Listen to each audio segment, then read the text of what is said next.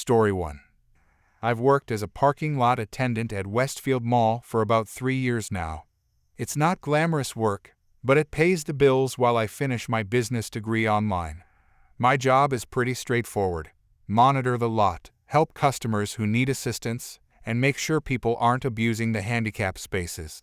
That last part is something I take seriously because my younger sister uses a wheelchair after a car accident 2 years ago. I've seen firsthand how frustrating it is when she can't find proper parking because some jerk decided the rules don't apply to them. Most days are routine. I drive around in my little golf cart, pick up trash, help people find their cars, and occasionally have to deal with minor parking disputes. But last Tuesday was different. It was around 2 in the afternoon when I noticed a silver Lexus SUV pulling into the handicap section near the main entrance. I watched as the driver, a woman in her 40s wearing designer sunglasses and carrying what looked like an expensive purse, maneuvered her vehicle to take up not one, but 2 handicap spaces. She parked diagonally right across both spots. I immediately headed over on my cart. Before I could even get there, she was already out of her car and walking toward the entrance. I noticed she had no handicap placard or license plate. Nothing. Excuse me, ma'am, you can't park there. Those are handicap spaces. She didn't even slow down. Karen, I'll just be 5 minutes. Ma'am, those spaces are reserved for people with disabilities. You need to move your car. She finally stopped and turned around, pulling her sunglasses down to look at me like I was something she stepped in. Karen, do you know how much this car costs? I'm not parking it out in the regular lot where some idiot can ding my doors. I'll be quick. That doesn't matter. You're blocking 2 handicap spaces. You need to move it now, or I'll have to call a tow truck. Karen, you wouldn't dare. I'm a member of the VIP shopping club here. I spend thousands at this mall every month. Your manager would fire you in a heartbeat if I complained. She turned and walked away before I could respond. I stood there for a moment, feeling my blood pressure rise. I'd dealt with entitled people before, but this was something else. I walked back to check her car, and that's when I saw it. A handwritten note on her dashboard that read, "I'm just running in. My Lexus deserves space." I couldn't believe the audacity. I immediately called my supervisor to let him know the situation. He told me to document everything and that he'd back me up on getting the car towed if she didn't move it within 15 minutes. I took photos of the vehicle, the license plate, and the note on the dashboard. 20 minutes passed, then 30. I called the towing company we contract with, and they said they'd send someone right away. While I waited, I noticed an elderly man with a walker trying to find parking. He had a handicap placard hanging from his mirror. He had to park in a regular spot far from the entrance because both handicap spaces were blocked by this woman's Lexus. That's when I got an idea.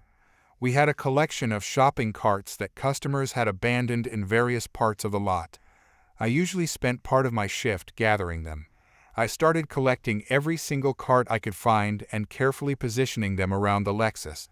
I made sure not to touch her precious car, but I created a tight perimeter of shopping carts completely surrounding the vehicle. There was no way she could open her doors or drive out without moving at least a dozen carts. Right as I finished, the tow truck pulled up. The driver, a guy I'd worked with many times before, took one look at the situation and started laughing. "Tow truck driver, you really boxed her in good." She parked across 2 handicap spots and left a note saying her car deserves special treatment. Tow truck driver, well, she's about to get some special treatment, all right. Just then, I saw the woman storming out of the mall entrance, bags in both hands. She was talking on her phone, not paying attention. When she got close enough to see her car surrounded by shopping carts with a tow truck parked in front of it, she stopped dead in her tracks. "Karen, what is going on here? What did you do to my car?" Your vehicle has been parked illegally in handicap spaces for over 40 minutes. It's being towed." "Karen, you can't do this. I told you I was only going to be a few minutes." 40 minutes isn't a few minutes, and even if it was 1 minute, You still can't park in handicapped spaces without proper authorization. She started pulling at the shopping carts, trying to move them away from her car. Some of them were locked together, making it even harder. Karen, this is harassment. This is discrimination against luxury vehicle owners. I'm calling the police. The tow truck driver was already hooking up her car. He'd done this so many times he could do it even with the cart perimeter. Tow truck driver, ma'am, you're free to call the police. They'll just write you additional tickets for illegal parking. Karen, you can't tow my car. It's worth more than you make in a year. Me, the tow yard is on Morrison Street. You can pick it up after you pay the fine and towing fees. You'll also be getting a citation for illegal use of handicap parking. That's typically around $500. Her face went completely red. She started yelling about lawyers and lawsuits and how she'd have both of us fired. The tow truck driver just calmly finished securing her vehicle. A small crowd of shoppers had gathered to watch, many of them laughing at the scene. One older woman in the crowd spoke up. Older woman, good. I'm so sick of people like her thinking they're above the rules. Several others nodded and voiced agreement. The entitled woman looked around at the crowd, seemed to realize she wasn't getting any sympathy, and stormed off toward the parking lot exit, presumably to call someone to come pick her up. The tow truck pulled away with her Lexus secured on the back. I spent the next 10 minutes returning all the shopping carts to the store entrance. The elderly man with the walker I'd seen earlier came over to thank me. He'd witnessed the whole thing. Elderly man, thank you, son. I had to park way out there because of her. People like that don't understand what it's like. Me, I understand, sir. My sister uses a wheelchair. I know exactly what it's like. When I got back to the office, my supervisor was grinning. Apparently, the woman had already called the mall management to complain. She demanded that I be fired immediately. But my supervisor had shown them all the photos I'd taken and explained the situation. The mall manager not only backed me up, but also decided to ban her from the VIP shopping club for violating mall policies. I heard through the grapevine that she had to pay over $800 in total between the parking fine, towing fees, and storage fees because she didn't pick up her car until the next day. Apparently, she was too embarrassed to go get it right away. The next week, I saw the same elderly man with the walker again. This time, he was able to park right in the handicapped space near the entrance. He waved at me as he headed into the mall, and I waved back. That made it all worth it. Story 2. I've been working at the coffee shop downtown for about 3 years now. It's not glamorous, but it pays my bills while I finish my nursing degree at the community college. The morning shift is usually pretty routine. Wake up at 4:30 a.m., open the shop by 5:30, serve the early commuters their caffeine fix, and try to stay awake through my afternoon classes. Money's tight since my dad got sick last year, so I picked up extra shifts to help with his medical bills. Most days are fine. Most customers are fine, but then there are days like today. It started normally enough. The usual morning rush had just died down, and I was wiping down the counter when she walked in. Middle-aged woman, designer handbag, sunglasses indoors, even though it was barely 7 a.m. She marched up to the counter like she owned the place. Me, good morning. What can I get started for you? Her, I need a grand half-calf soy latte with 2 pumps of sugar-free vanilla, 1 pump of caramel, extra hot, but not burnt, with exactly 2 inches of foam. No more, no less. I typed it all into the system, reading it back to make sure I got everything right. She nodded impatiently. Me, perfect. Can I get a name for the order? Her, Catherine. Catherine, not with a K. I wrote it down on the cup and rang her up. She paid with her card, making a big show of not leaving a tip on the screen, and stepped aside to wait. I made her drink exactly as she ordered, measured the foam with a spoon like we're supposed to, checked the temperature twice. When it was ready, I called out her name. Me, Catherine. Grand half-calf soy latte for Catherine. She came up and grabbed the cup. Then immediately her face twisted into this expression of pure outrage. Her, excuse me? Excuse me? Me, yes? Is something wrong with the drink? Her, you spelled my name wrong. I looked at the cup. I'd written Catherine, missed the second E. Honestly happens all the time with complicated names during rush hours. Me, oh, I'm sorry about that. The drink is still correct though. Her, I specifically told you see a Therine. How incompetent are you? Me, I apologize for the spelling error. Would you like me to remake it with the correct spelling? Her, that's not the point. And don't you dare use that tone with me. I wasn't using any tone. I was literally just standing there trying to fix the problem. Me, I'm not sure what you mean. I'm just trying to help. Her, there, right there. That look on your face. You're being incredibly rude and disrespectful. My coworker had stopped restocking the pastry case and was watching now. A couple of customers waiting for their drinks were staring. Me, ma'am, I really didn't mean any disrespect. I apologize for misspelling your name. Is there anything I can do to make this right? Her, you assaulted me. Me, what? Her, verbal assault, with your facial expression. This is abuse. I'm calling the police. She actually pulled out her phone. I thought she was bluffing at first, but she dialed 911 right there in front of everyone. Her, yes, hello? I need police at the coffee shop on Main Street immediately. I'm being verbally assaulted by an employee here. She's being aggressive and threatening with her tone and her face. I feel unsafe. I just stood there in complete shock. My coworker came over and whispered that I should go to the back, but I couldn't move. The woman continued describing me to the dispatcher like I was some kind of violent criminal because I misspelled her name and apparently looked at her wrong. She stayed on the phone for about 10 minutes, repeating her story to what sounded like increasingly skeptical dispatchers, all while other customers were trying to order. She refused to move from the counter. Finally, she hung up and stood there with her arms crossed, guarding her misspelled coffee cup like it was evidence in a murder trial. When the police officers finally arrived, 2 of them, which seemed like overkill, they looked tired already. It was probably the tail end of their night shift. Officer 1, ma'am, you called about an assault?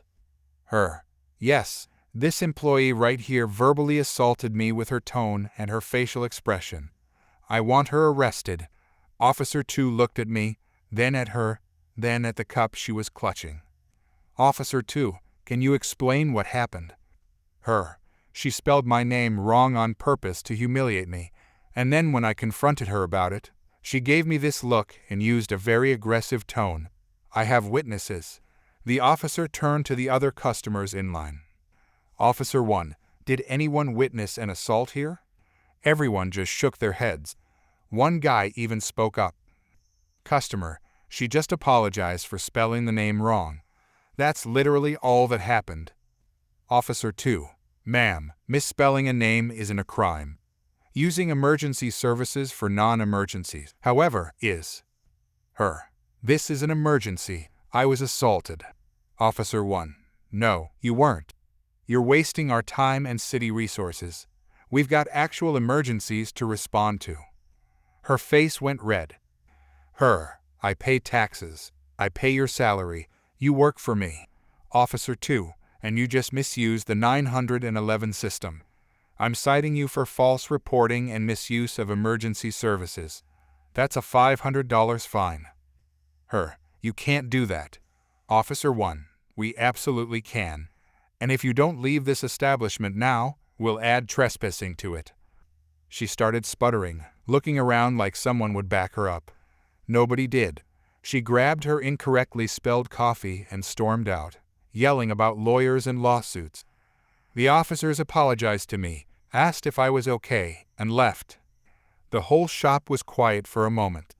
Then the guy who'd spoken up earlier said, "Customer, so, can I get my order? With my name spelled however you want. I really don't care." Everyone laughed, and just like that, the morning went back to normal. I still think about that $500 fine sometimes when I'm having a bad day. Best coffee she never got to enjoy. Story 3. I've been working as an ER nurse for about 2 years now. After watching my dad go through his cancer treatments, I knew I wanted to help people during their worst moments. The emergency department wasn't my first choice. I actually wanted pediatrics, but they had an opening, and I needed the job to pay off my student loans. Most days are chaos, but it's the kind of chaos where you're actually saving lives. Then there are days where you deal with people who think a paper cut is more urgent than the heart attack patient being rushed in by ambulance. It was a Saturday night, which meant the waiting room was packed. We had a car accident victim in Trauma Bay 1, a kid with a broken arm in Bay 2, and an elderly man with chest pain waiting for a bed upstairs. I was triaging patients as fast as I could, trying to figure out who needed immediate care and who could safely wait. The woman had been sitting in the waiting room for maybe 20 minutes. I'd already assessed her when she first came in. She said she had a headache that started that afternoon. No other symptoms, vitals were perfect, no red flags. I explained there were more critical patients ahead of her, and she'd have to wait. She wasn't happy about it, but she sat down. I was calling back a teenager with a possible concussion when I heard it. This loud, dramatic coughing from the waiting room, the kind of coughing that sounds more like a performance than actual respiratory distress. Then I heard her voice, loud enough for everyone to hear.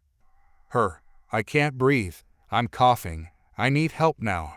I stepped out to check on her. She was standing in the middle of the waiting room, one hand on her chest, coughing in the most exaggerated way I'd ever seen. And I've seen a lot of coughs. Ma'am, are you all right? You didn't mention any coughing when I triaged you. It just started. I think I'm contagious. I need to be seen immediately before I infect everyone here. Okay? Let me check your oxygen levels and... No, I need a doctor now. I could be dying. She coughed again, this time making sure to turn toward the other patients in the waiting room. A mom with 2 kids actually moved seats. Ma'am, if you're having genuine respiratory distress, I need to assess you properly. Can you come with me? I'm not going anywhere except straight to a room. I'm contagious with importance. I actually had to pause. Did she really just say that? I'm sorry. You're what? Contagious with importance. I'm a very busy person, and I can't wait around with these people. I have things to do. The security guard, who'd been watching from his desk, started walking over. My supervisor came out from the back, having heard the commotion. Supervisor, what's going on here? Finally, someone in charge. This nurse is refusing to treat me, even though I'm clearly having a medical emergency. She coughed again, somehow even more dramatically than before. Supervisor, ma'am, when you checked in, you reported a headache. Now you're saying you're coughing. It developed. Conditions can change. I need to be seen before everyone else because I could be contagious. My supervisor looked at me, then back at her. I could see her trying not to smile. Supervisor, you're absolutely right. If you're contagious, we need to take proper precautions. We can't risk exposing our other patients or staff. The woman looked triumphant. Exactly. So get me a room. Supervisor, oh no, we can't bring you inside if you're contagious. Protocol requires isolation.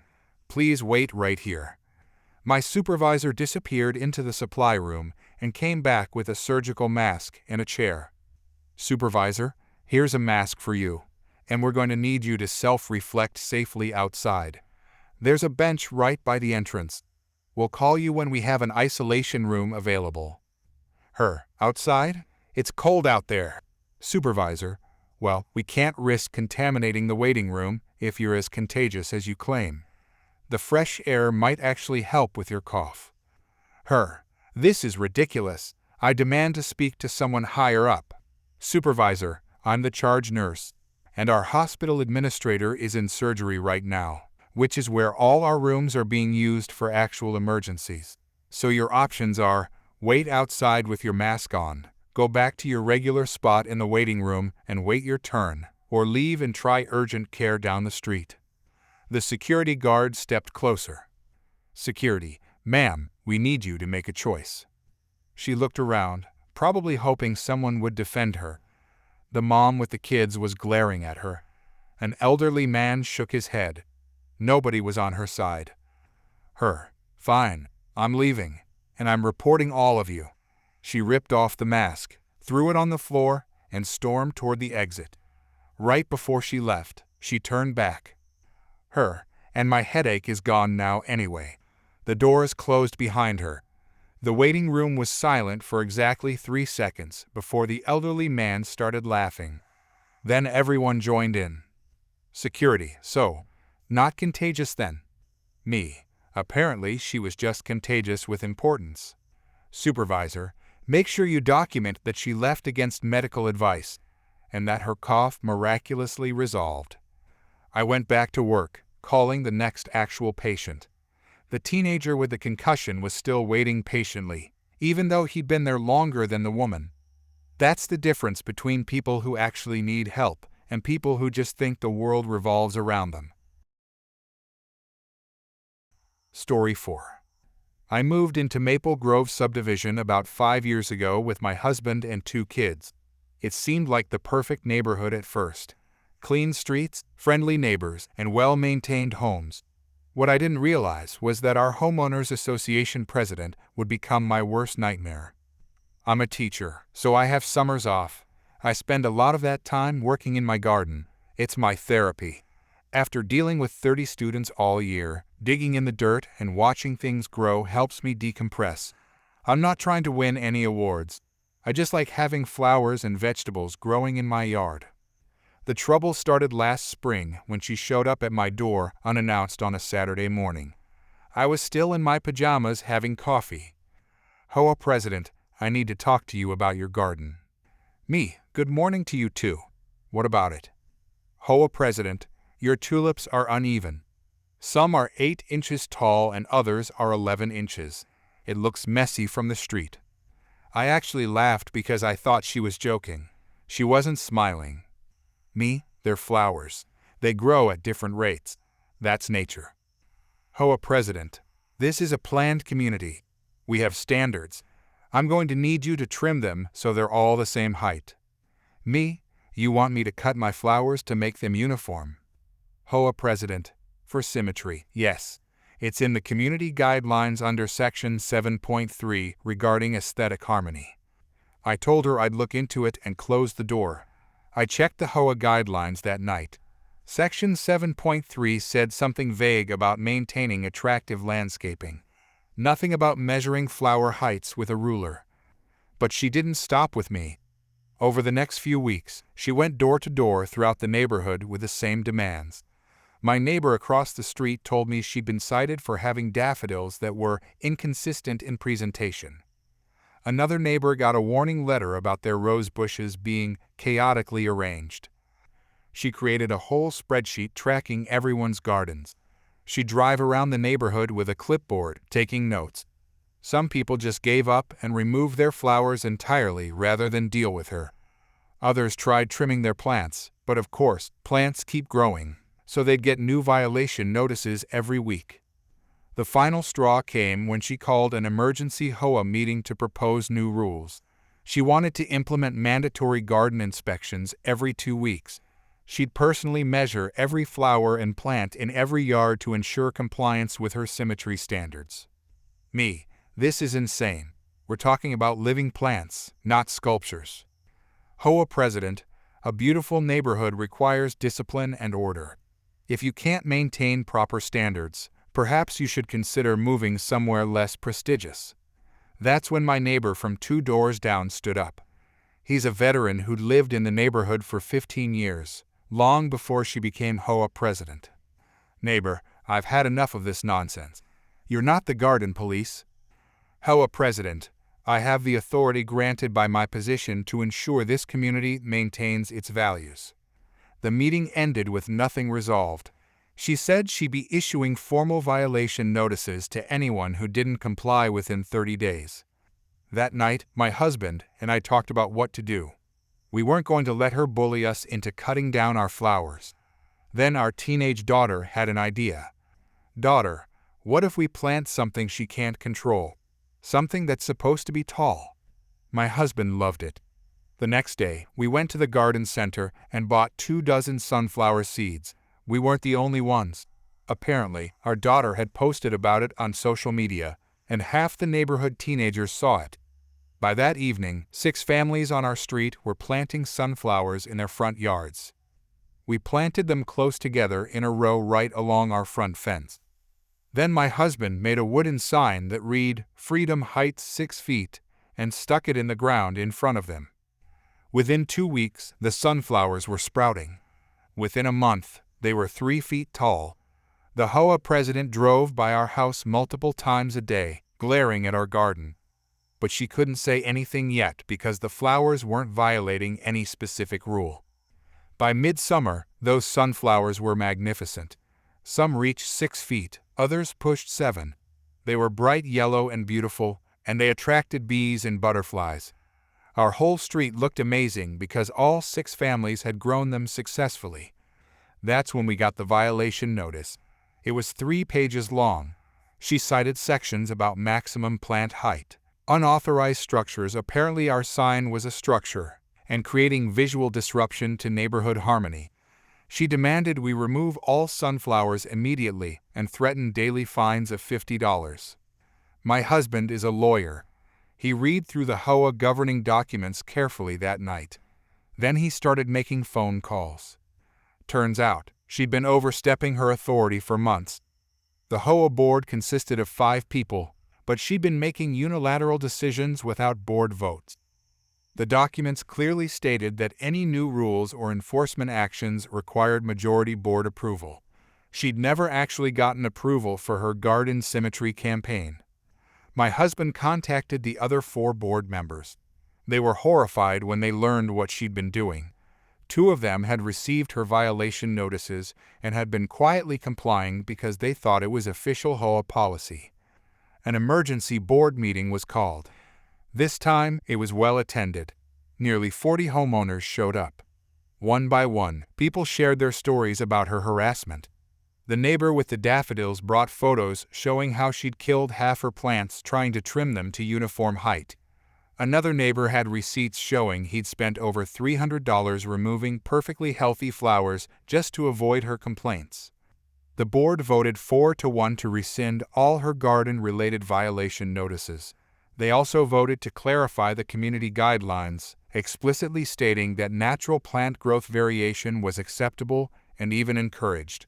Finally, they voted to remove her as HOA president. She tried to fight it, threatening legal action. But my husband calmly explained that if she pursued it, multiple homeowners were prepared to countersue for harassment.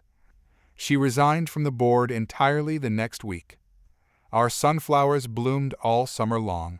We saved the seeds and handed them out to neighbors. This year, half the neighborhood planted sunflowers. They're all different heights, and it looks absolutely beautiful.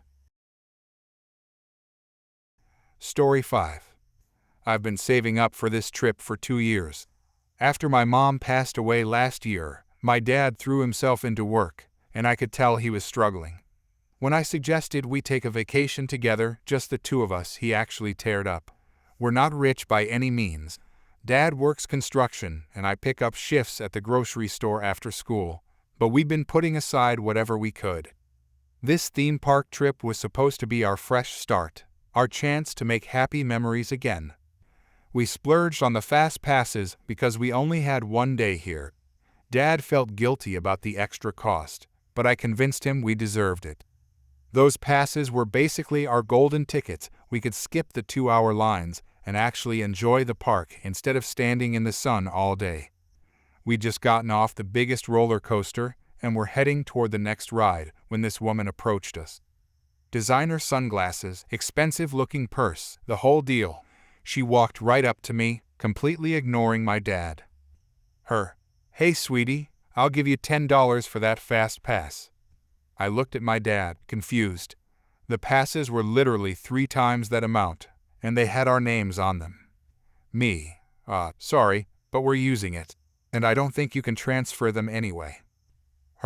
Come on, you're young. You can wait in the regular lines. I have a bad back and I can't stand for hours. $10 is a good deal.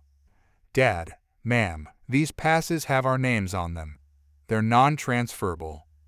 Her, $20 then. Final offer. She pulled out a crisp $20 bill and waved it at me like I was a dog being offered a treat. Me, no thank you. We paid for these and we're using them. Her face changed completely. The fake smile disappeared.